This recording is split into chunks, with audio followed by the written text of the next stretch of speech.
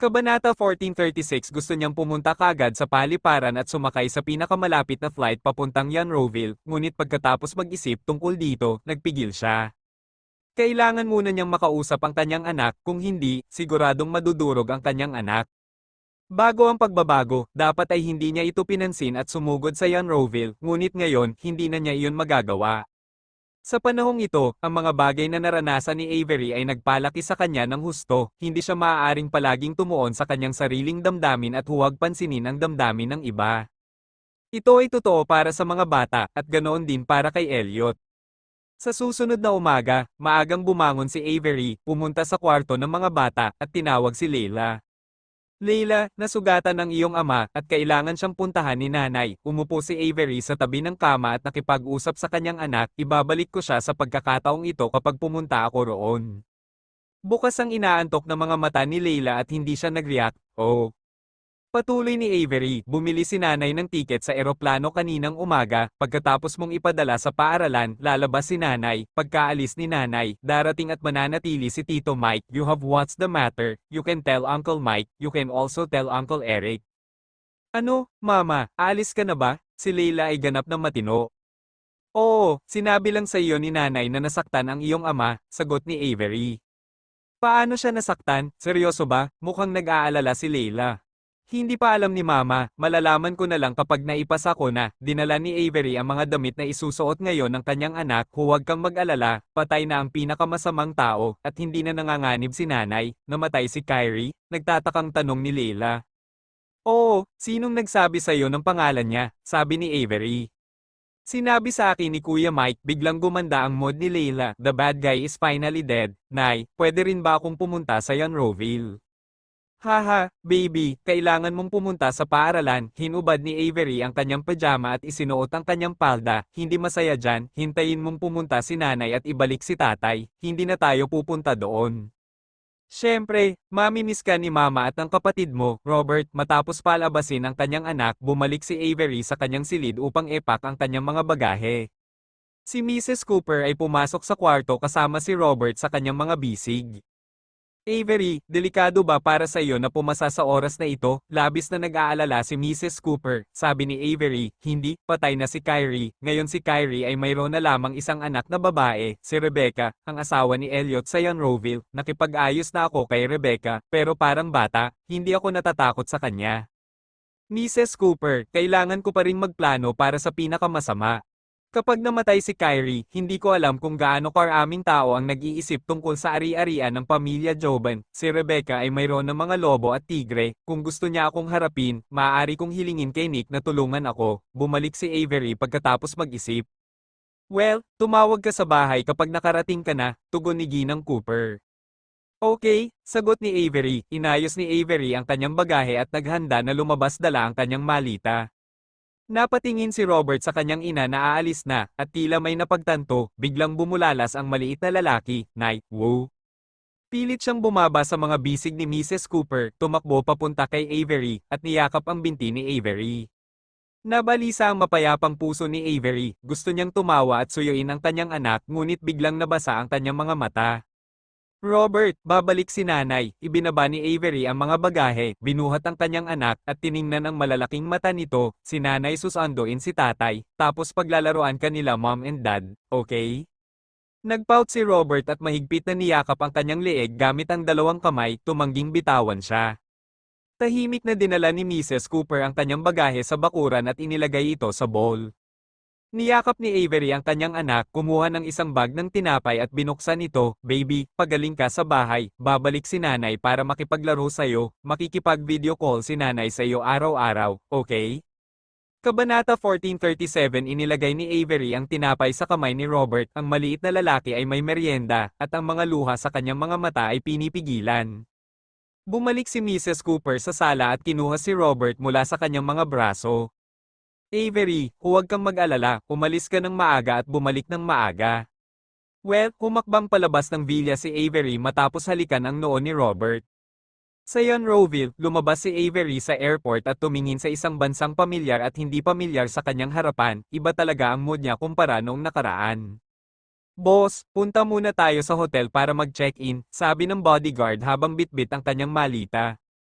Pumunta ka muna sa ospital, sinabi ni Nick na maaaring masugatan si Elliot, ngunit hindi siya sigurado. Gusto kong kumpirmahin ito, si Avery ay hindi nakatulog sa eroplano dahil naisip niya na si Elliot ay maaaring nasugatan, at siya ay hindi masyadong nasugatan. Boss, mukha kang haggard at pabago-bago ng buhay ngayon, hindi alintana kung nasugatan man si Elliot o hindi, pakiramdam ko kapag hindi ka nakakatulog, maaari kang maospital anumang oras. Bakit puro negatibo ang mga lumalabas sa bibig ng mga tao sa paligid ko? Napabuntong hininga si Avery, tinalikuran niya ang ideya na pumunta kaagad sa ospital at nagpa siya na pumunta sa hotel upang maligo at magpalit ng kanyang damit. Nagsasabi lang ako ng totoo, dapat mong pag-isipan ito ba ay karaniwang ginagawa mo ang iyong sariling paraan, mahinang bulong ng bodyguard. Tinuturuan mo ba ako? Tanong ni Avery halatang nagmamakaawa ako sa'yo, kung magkasakit ka, malulungkot ako, sabi ng bodyguard. Malulungkot ka kapag namatay ako, tugon ni Avery, sino ang bibig ng uwak, magkasama kami ni Mike ay hindi tugma sa kapangyarihan ng iyong bibig, sabi ng bodyguard kay Avery. Nag-away ang dalawa at nakarating sa hotel, pagkatapos mag-check-in at kunin ang room card, sumakay ang dalawa sa elevator papunta sa housekeeping department. Pinapante siya ng bodyguard sa silid at nagbabala, kung lalabas ka, kailangan mo akong tawagan, kahit patay na si Kyrie, siguradong ayaw kang makita ni Rebecca dito. Nakuha ko, maliligo muna ako, maligo ka na, bumalik ka na sa kwarto mo at magpahinga, pinalabas ni Avery ang bodyguard, saka isinara at nilock ang pinto. Makalipas ang halos kalahating oras, pagkatapos maligo, pupunta na sana si Avery sa ospital para tanungin kung nasaan si Elliot. Paglabas niya ng kwarto ay kinuha niya ang kanyang cellphone at tinawagan ng bodyguard dahil kapag pinalabas siya ng bodyguard ngayon lang, kailangan niyang tawagan siya. Ayon sa dati niyang ugali, pakiramdam niya ay walang delikadong maliit na bagay at tiyak na gagawin niya ito ng direkta. Ngunit ngayon ay nagpasya siyang alisin ang kanyang masamang bisyo.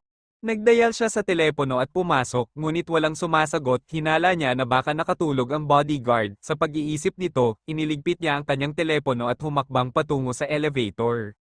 Nasa ospital, hinanap ni Avery ang dati niyang attending doctor at ipinakita ang mga prutas at bulaklak na binili niya.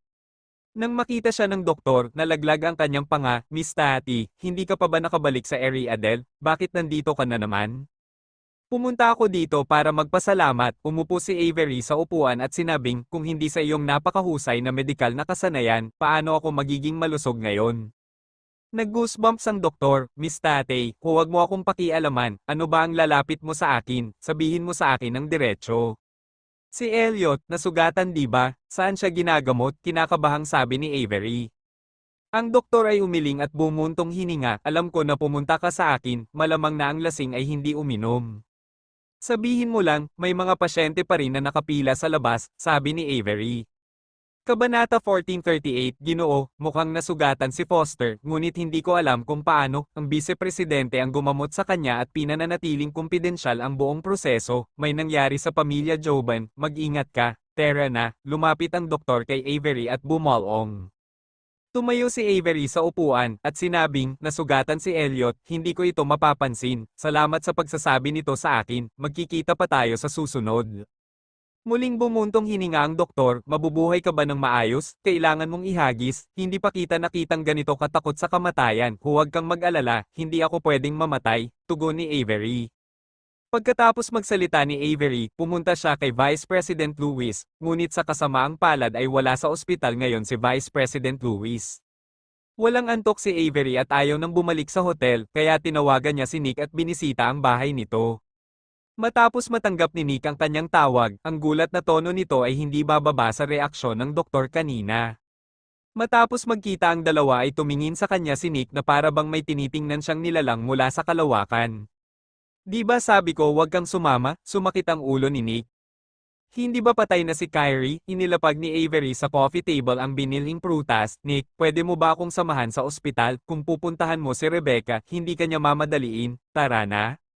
Paano kung hindi ako pumayag? Sinadya ni Nick na mahirapan siya. Kung hindi ka pumayag, pupunta ako para makita ka bukas, tugon ni Avery. Kumunot ang noo ni Nick, tinatakot mo ba ako? May utang ba ako sa'yo? Kailangan mo ba akong hanapin? Sinabi ni Avery, wala kang utang sa akin, utang ko sa'yo, halika, sasamahan kita sa biyahe, kung walang resulta ang biyaheng ito, huwag mo na akong guluhin sa susunod, humigop ng tsaa si Nick. Sige, salamat, ang iyong kabaitan, itatago ko ito sa aking puso, patuloy ni Avery.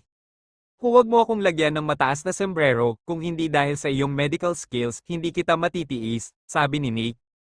Sa tingin ko hindi ka ganoong tao, sa relasyon niyo ni Elliot, siguradong tutulungan mo ako, sagot ni Avery. Ah, babae ka, sinabi ko sa iyo na huwag magsuot ng mataas na sombrero, sabi ni Nick. Okay, Nick, pumunta tayo sa ospital, tumayo si Avery sa sofa, lumapit sa kanya at hinawakan ang braso niya. Parang tinamaan ng kidlat, agad siyang itinulak ni Nick, huwag kang gumawa ng anuman sa akin, walang kwenta sa akin ang pakulo na ginawa mo kay Elliot. Gusto mo bang tumawag muna sa ospital? Tanong ni Avery. Sinamaan siya ng tingin ni Nick at sinabing, anong tawag mo, para malaman ng maaga ni Rebecca na pupunta tayo doon at pigilan tayo sa gate ng ospital. Natigilan si Avery, ang ospital ba ay pag-aari ng pamilya Joban? Oo, ang pamilyang Joban ang pangunahing shareholder ng ospital na iyon, tugon ni Nick. Nakaramdam ng kaunting sakit si Avery sa kanyang ulo, paano siya naglakas loob na mag-opera sa ospital na iyon, kung nais ng pamilya Joban na saktan siya sa oras na iyon, maaari nilang patayin siya sa ilang minuto. Nick, sinabi mo sa telepono na pagkatapos patayin ni Rebecca ang kanyang ama, tila nagbago siya, ano ang tiyak na pagbabago, lalong na curious si Avery, dahil hindi may iwasang magkaroon siya ng direktang contact kay Rebecca sa susunod. Sabi ni Nick, ano si Rebecca dati, nakipag-ugnayan ka sa kanya, medyo may anino na siya ngayon kay Kyrie, siguro nagtagumpay ang pangalawang kapatid sa pag-brainwash sa kanya, in short, huwag mo siyang maliitin ngayon, patay na si Kyrie, pagkatapos noon, lahat ng bagay sa pamilya Joban ay nahulog sa kanyang mga kamay. Ibinigay ni Kyrie sa kanya ang lahat ng mana, medyo nagulat si Avery, hindi kasi masyadong pinapansin ni Kyrie ang ugali ni Rebecca noon. Inuna ni Kyrie ang mga anak na lalaki kaysa mga anak na babae, ang kanyang saloobin kay Elliot at Lorenzo noong nabubuhay siya ay mas mabuti kaysa kay Rebecca. Oo, dapat para sa sarili niyang anak at si Rebecca ay buntis at ang bata ay magkakaroon ng apelyido ng pamilyang Joban, sabi ni Nick. Kabanata 1459 Speaking of the child, hindi sinasadyang kumunot ang kilay ni Avery. Nick, alam mo ba kung kaninong anak ang nasa tiyan niya? Kay Elliot ba? Lumabas si Nick at sinabing, paano ko malalaman ito, hindi ako nag-install ng camera sa kama nila, kapag nakita mo si Elliot, maaari mong itanong sa kanya ang tanong na ito ng direkta. Sinabi sa akin ni Elliot na ang ama ng bata ay kinuha ni Rebecca sa sperm bank ng ospital, sabi ni Avery. Kung gayon bakit mo pa tinatanong kung kay Elliot yon? Tanong ni Nick. Sinabi ni Rebecca sa telepono na kay Elliot ang bata, seryosong pahayag iyon, at napaiyak ang anak ko, sinundan ni Avery si Nick at sumakay sa kotse. Inakala ni Nick na ito ay isang maliit na bagay, kaya sinabi niya, kapag ipinanganak ang anak ni Rebecca, malalaman mo kung kay Elliot iyon. Hindi ko akalain na magsisinungaling si Elliot sa akin, pero sa tingin ko, hindi na kailangang magsabi ng kasinungalingan ni Rebecca, dahil hindi mo na kailangang hintayin na ipanganak ang kanyang anak para malaman kung kay Elliot ang bata. Nang matapos magsalita si Avery ay natigilan si Nick. Gaano katagal bago suriin? Tanong ni Nick, maaari mong suriin pagkatapos ng 3 buwan ng pagbubuntis, sa pamamagitan ng amniocentesis tugon ni Avery, ay, dapat halos 3 buwan na ang anak ni Rebecca sabi ni Nick. Hindi sumagot si Avery, kung maglakas loob si Rebecca na sabihin kay Elliot na kanya ang bata, tiyak na magpapa-DNA test si Elliot sa bata. Ang pinakamalaking tanong ngayon ay kung gaano kalubha ang pinsala ni Elliot. Nagmaneho ang sasakyan patungo sa ospital, pagkaraang tumahimik sandali, sinabi ni Nick kay Avery, papasok muna ako, kung makikita ko si Elliot, hindi mo na kailangang pumasok. Sabi ni Avery, pero gusto ko talaga siyang makita ng sarili kong mga mata. Ayaw mo lang bang kumpirmahin ang kalagayan niya? Kita mo siya, wala itong gagawin kundi ang galitin si Rebecca, kung gising na si Elliot, sasabihin ko sa kanya na nandito ka, kung wala siyang malay, walang silbi na makita siya tugon ni Nick. Sagot ni Avery, paano kung magamot ko siya, kung talagang nasaktan siya ng husto, baka hindi siya mapagaling ng doktor dito. Sige, titingnan ko muna ang sitwasyon, tugon ni Nick. Nick, paano ka mag-explore? Natakot si Avery na siya ay sarado. Pinaikit ni Nick ang kanyang mga fox na mata at sinabi ang isang salita, manloloko. Naguguluhan si Avery, pagdating ni Nick sa ospital, nagtanong siya tungkol sa floor ng inpatient department kung saan naroon si Elliot, at pumunta kaagad, umabot sa sahig ang elevator at bumukas, lumabas siya ng elevator, at agad siyang hinarang ng 2 bodyguard. Nandito ako para hanapin si Rebecca, pumunta at sabihin kay Rebecca, at sabihing mayroon akong mahalagang hahanapin. Ito ay tungkol sa mga interes ng pamilya Joban, sabi ni Nick sa bodyguard ng pamilya Joban. Nang marinig ang mga salita, agad na nagtungo ang bodyguard para magsumbong kay Rebecca. Maya-maya ay lumabas na si Rebecca, second master, ano ang gusto mong sabihin sa akin? Malamig at malayo ang tingin ni Rebecca, bakit hindi mo na lang ako tawagan ng diretso? Kaya mo bang makalusot? Tinawagan kita last time, pero hindi mo sinagot ang tawag ko, nang aasar na sabi ni Nick, hindi mo ba ako yayayain na maupo? Pinuntahan kita ngayon, hindi dahil maganda ang relasyon ko sa iyo, kundi dahil nakita ko ang mukha ni Elliot, naisip ito ni Rebecca, at pagkatapos ay inimbitahan si Nick, papunta na sa ward ang dalawa. Sumunod naman agad ang dalawang bodyguard, pagdating sa ward, nakita ni Nick si Elliot na nakahiga sa hospital bed sa isang sulyap. Ang nakaka-relax na ekspresyon sa mukha ni Nick ay biglang natigil. Anong ginawa ni Lorenzo? Umupo si Rebecca sa sofa at sinabing, well, kapag gumaling na si Elliot, natural kong parurusahan si Lorenzo, kakaalis lang ng tatay ko, and I still need Lorenzo to help me. Pangalawang guro, gusto mong sundan ako, ano ang sasabihin? Kabanata 1440 inalis ni Nick ang kanyang mga mata kay Elliot, nakasimangot, at nagtanong ng hindi sumasagot, sinabi ba ng doktor kung kailan magising si Elliot? Hindi, nag-atubiling magsalita si Rebecca tungkol sa kalagayan ni Elliot. Mukhang masyadong malubha ang pinsala, kaya hindi matansya ng doktor kung kailan siya magigising, sabi ni Nick. Hindi sinagot ni Rebecca ang tanong na ito, ngunit galit na sinabi ng doktor na ang kanyang buhay ay hindi nasa panganib. Nagpunta siya sa ibang bansa upang humingi ng mas mahusay na paggamot, tanong ni Nick. Naisip ko ito ngunit sinabi ng doktor na hindi siya angkop para sa paglipat ngayon, tugon ni Rebecca. Oh, kung gayon bakit walang mas mabuting doktor ang dumating para gamutin siya? Sinabi ng doktor na ang sakit ni Elliot ay hindi sapat na malubha upang magtanong sa isang doktor sa labas, matapos sagutin ni Rebecca ang tanong na ito, naging naiinip ang kanyang tono, di ba sabi mo may sasabihin ka sa akin, kung excuse lang para makita si Elliot, nakita mo na rin si Elliot ngayon. Nagkaroon ng commotion sa labas ng ward, Elliot, boses ni Avery dahil sa pagod. Narinig ni Rebecca ang kanyang boses at isang malamig na pawis ang bumuhos sa kanyang likod. Ito ba ang kanyang hallucination? Paano niya narinig ang boses ni Avery? Mabilis na lumabas ng ward si Rebecca at nakita niya si Avery na pinigilan ng bodyguard. Avery, bakit ka nandito? Nakakabingi ang boses ni Rebecca. Akala ni Rebecca ay hindi na niya makikita si Avery, ngunit sa hindi inaasahang pagkakataon, nandito na naman si Avery. Nakita ni Nick na lumapit si Avery pero hindi na siya nagulat, ayaw niyang tulungan siya. Ngunit hindi niya maiwasang magsalita para sa kanya. Sinabi ni Nick kay Rebecca, Rebecca, nakalimutan mo ba na medyo magaling na doktor si Avery? Nabalitaan ni Avery na may sakit si Elliot, kaya gusto niyang pumunta para tingnan ang kalagayan nito, hayaan siyang puntahan si Elliot Wright. Si Elliot ay isang buhay na parang patay na ngayon, at hindi niya ito nakikita, huwag na lang sumama sa kanya. Tumingin si Rebecca kay Nick at sinabing, dinala mo siya dito, tama, sabi mo fake para humingi sa akin ng kung ano-ano, pero totoo namang dinala dito si Avery, ginagawa mo to, nakakalungkot talaga. Rebecca, dahil buntis ka sa anak ni Elliot, bakit ka natatakot sa akin? Tuwang-tuwang sabi ni Avery, tinutulak palayo ang bodyguard niya, gusto ko lang makita ang kalagayan ni Elliot, baka sakaling matulungan ko siya at mabilis siyang makarecover, okay? Paulit-ulit mong sinasabi na mahal mo siya, tapos hindi mo ako dapat pigilan, tingnan mo siya, panunukso ni Nick, Rebecca, be generous, nasa sinapupunan mo daw ang anak ni Elliot, kung ganoon, siguradong pananagutan ni Elliot ang iyong anak. Nasasaktan si Rebecca sa kanyang puso, bago siya bumalik sa katinoan, nilampasan siya ni Avery at pumasok sa ward. Sinundan siya ni Nick sa ward, tumayo ang dalawa sa tabi ng hospital bed at tumingin kay Elliot na walang dugo at hindi gumagalaw sa kama. Nababalot ng puting gasa ang buong katawan ni Elliot maliban sa mga mata, mahirap isipin na labis ang paghihirap ni Elliot noon. Nakita ni Nick ang mga mata ni Avery na iskarlata at tumulo ang mga luha, kaya kumuha siya ng isang pakete ng tissue mula sa kanyang bulsa at nagplanong mag-abot ng tissue sa kanya. Sa hindi inaasahang pagkakataon, tumalikod si Avery at naglakad sa harapan ni Rebecca. Sa isang pop na tunog, isang malakas na tunog ng sampal ang dumating, sinampal niya si Rebecca sa teritoryo ni Rebecca.